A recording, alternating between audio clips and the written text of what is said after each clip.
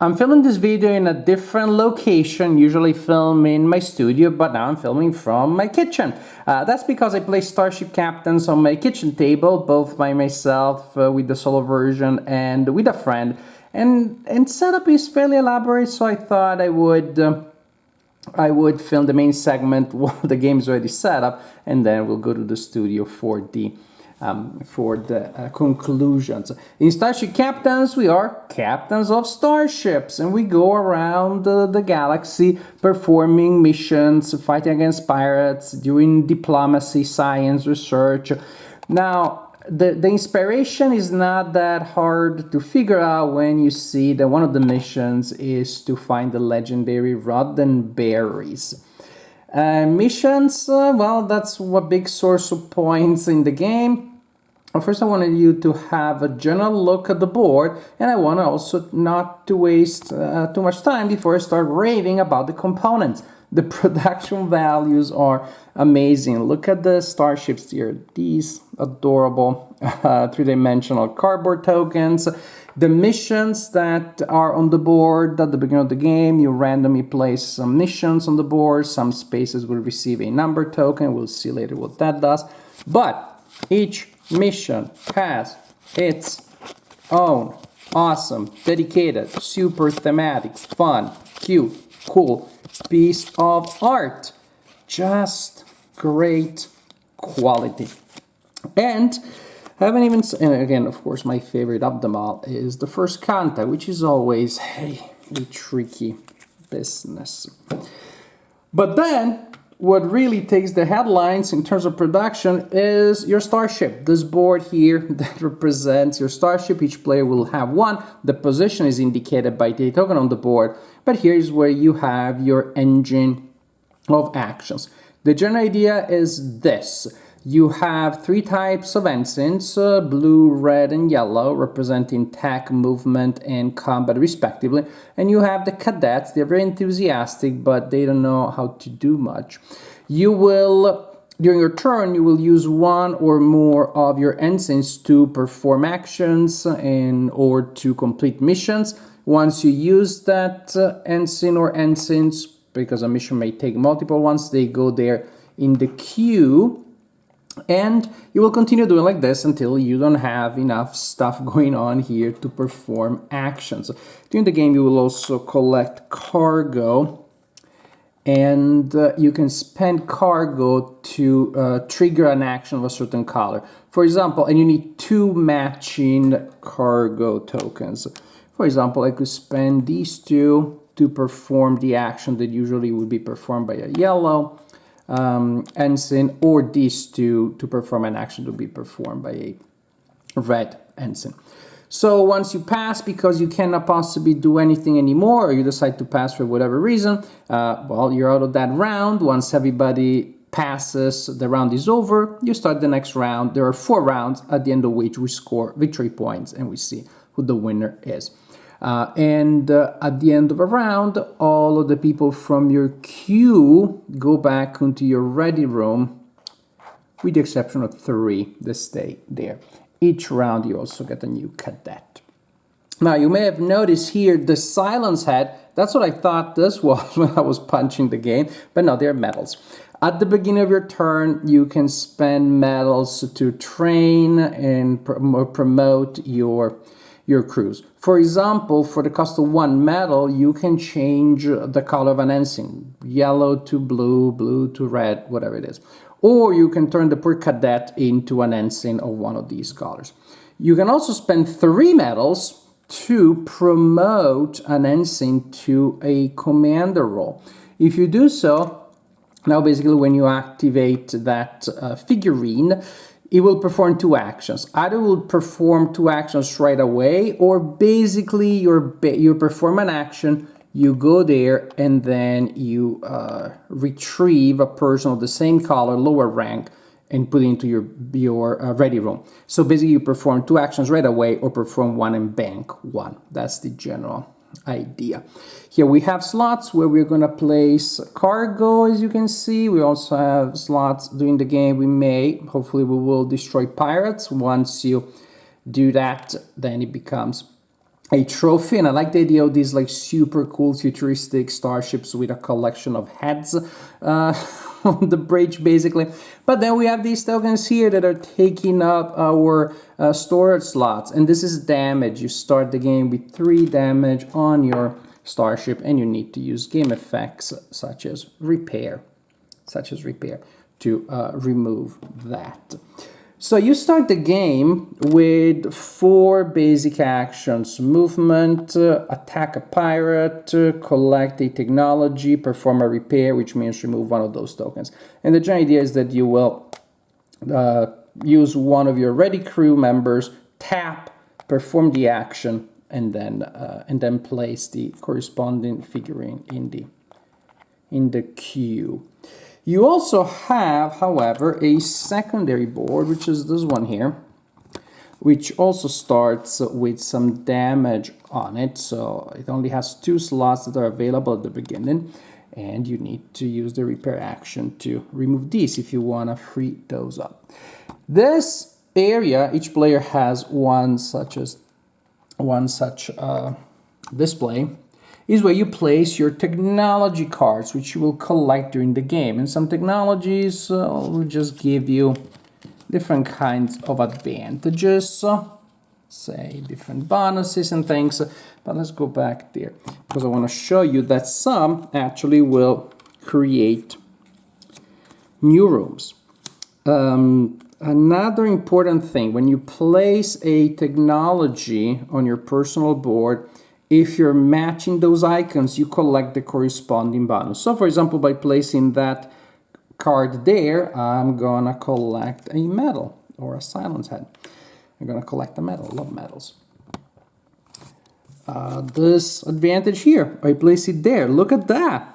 I'm getting a medal and a free movement. What? Another free movement here. So when you match symbols, only as you actually place in it, you will get those advantages.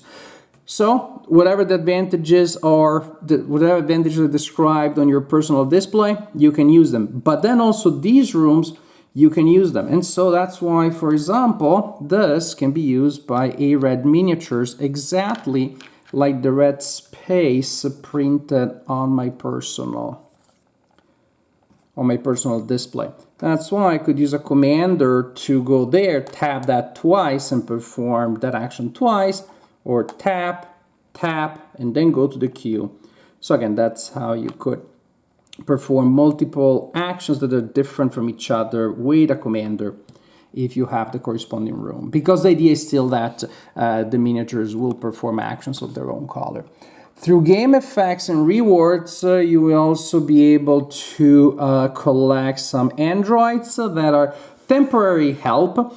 They will not help you operate the machines. So if you're on Starship, I guess they are just embarrassed by the common lineage of the machines that you're using and the more advanced machines that they are, but it will help you perform missions.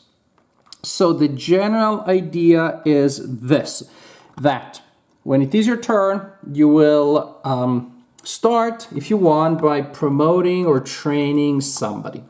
Next, you can perform an action or multiple actions with a commander from your personal board, from your personal ship and or the board that I showed you earlier.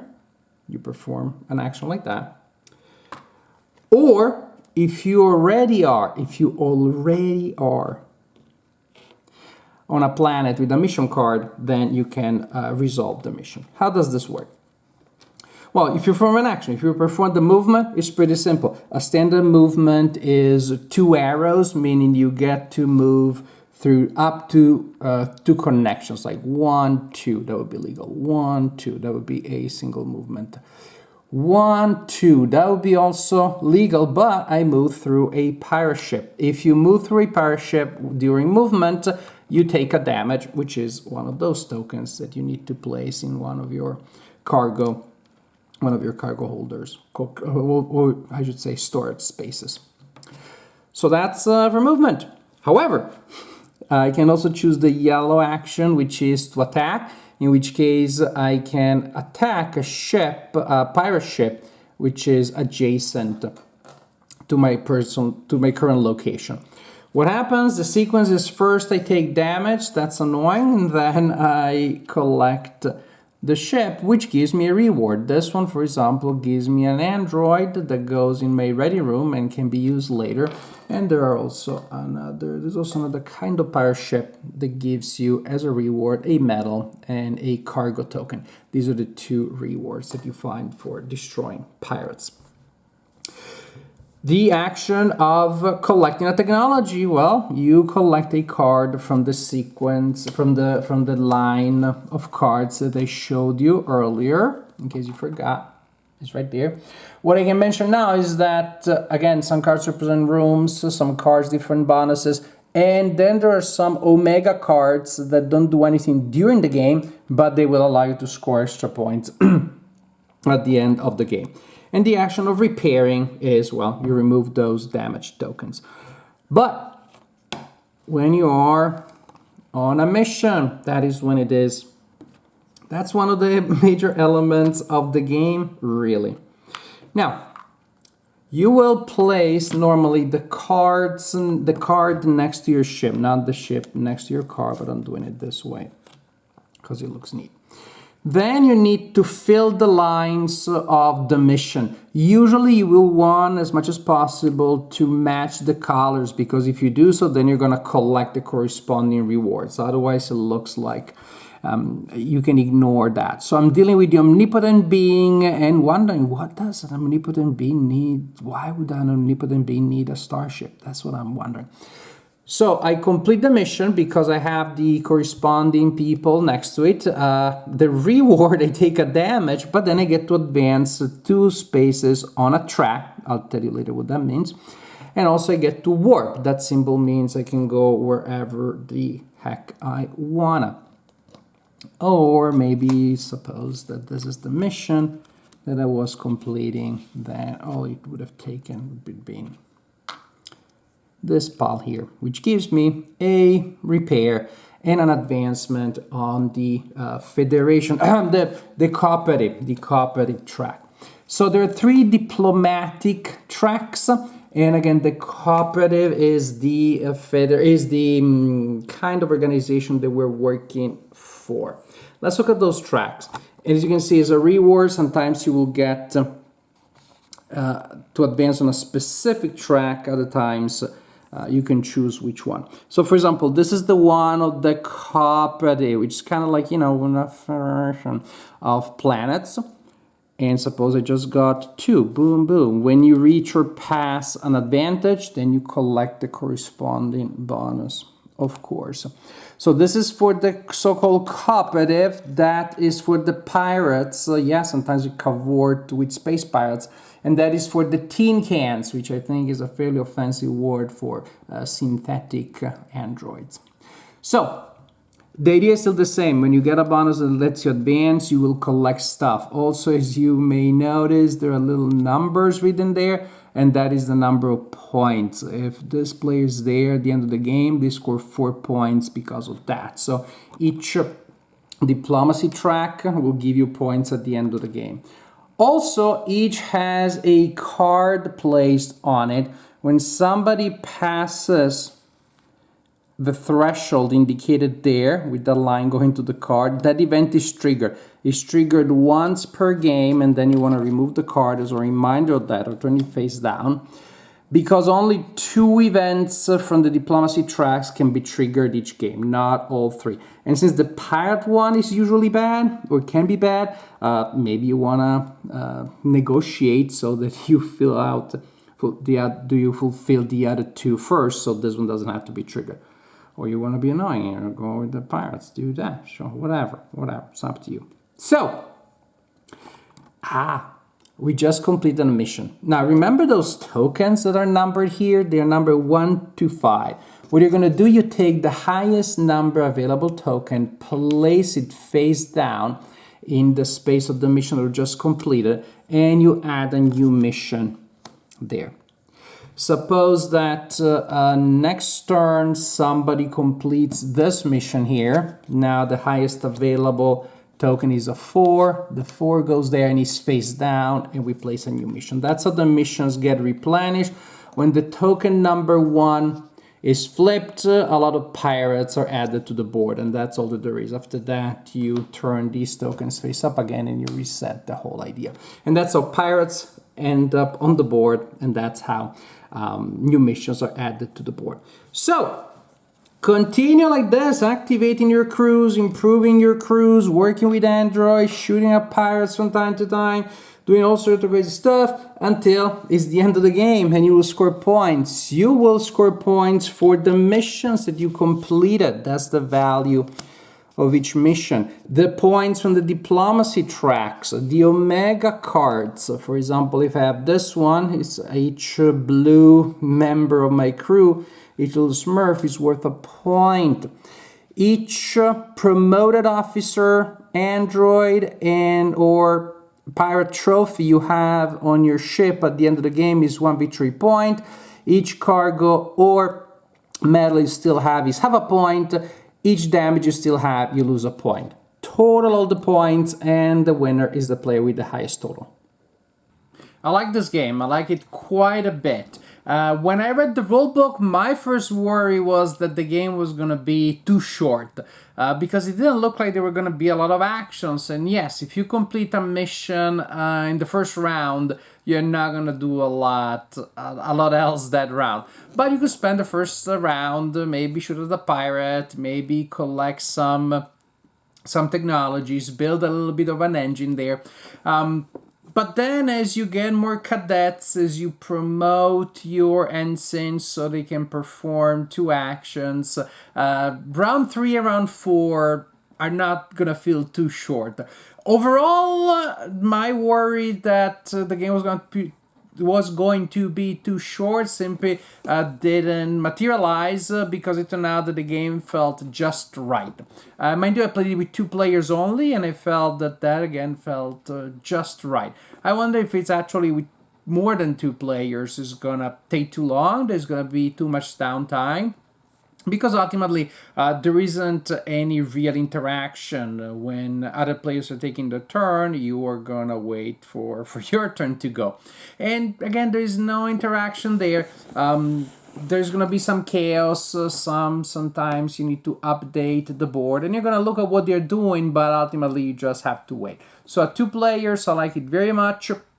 The solitaire version is also very nice because it's the kind of solitaire version that I like, which is super simple rules and a simplified AI, meaning you go against Captain Shadow, Captain Solo, Captain something like that. But you don't really go against, simply that Captain collects stuff, removes missions from the board, removes technologies, and so it reproduces the effect of other people's strategies, but ultimately you are still fighting against your own previous score, and you're going to try to score as high as possible. The solo version also has a card called the Passenger, which changes from game to game, which will alter the rules in some ways, giving you different challenges, different restrictions and abilities. So there's definitely going to be variety there. And the solo version, yeah, you can play it in 20-30 minutes, which actually the only thing that there's like, I don't know, setting up the game and taking it down is probably gonna take as long as playing the solo game. So I don't know that it's like a quick solo game for before dinner, just because there are a lot of little bits and pieces that you need to take out and position and set up the board. That would be maybe the only very minimal negative that I have. But you play the game a game night, and then you play it solo once or twice before it goes back to the box. Because ultimately gameplay is fun, is just interesting. And there is a tight economy, which makes for really cool, interesting challenges. Because you don't want to be out of position, you don't want to waste any of your ensigns. If you have an android at the end of a round, it's okay to save that for future rounds. But if you don't use all of your ensigns or cadets, it means that you're really wasting resources and actions in a game that ultimately have just enough, but definitely not too many, none to waste. And so you just want to make sure you want to plan that, yes, I can reach the planet and complete that mission, and maybe then have enough to go somewhere else and collect the token in some ways. So again, that's a little warning there for you in case you're playing with 4 players. Each player will definitely want to take their sweet time planning their turn and possibly their future turns. On the other hand, the tightness of the economy makes for a fairly peaceful game, meaning that if I'm here and you're there, we just the opportunity cost of me crossing the board to go and mess with you is just too much. I don't see there is much of an incentive of going out of your way just to be annoying to people. If you happen to complete a mission, get to a planet before another player does, it's probably because it's good for you. If you get a technology that somebody else wants, it's probably because it's good for you, not because you're gonna do it on purpose to defeat their strategy. It just seems to me that the opportunity cost is too high. But then again, so you have a fairly peaceful but competitive game with just a lot of fun, interesting options. You create your little engine and you change it. So it's not, I'm not a big fan of engine building games where then you're just repeating the same strategy and you're just operating your engine. Because, well, I got an engine with a lot of nice technology people, but now I have an Omega card will score me points for people that are red shirts. So I'm gonna start changing, retraining them because of that, which also means then in the future I have an engine with a number of people, but now we have more of those things. Ooh, but now I have the red technology, so I can use those. So your engine will increase and improve over time, but it doesn't feel stale. It's an engine building game in which you're constantly building, rebuilding, changing, manipulating things. It's nice in the later rounds you have more actions, again, because of promoted people, because of extra miniatures, and because of maybe game effects that let you pull figures out of the queue.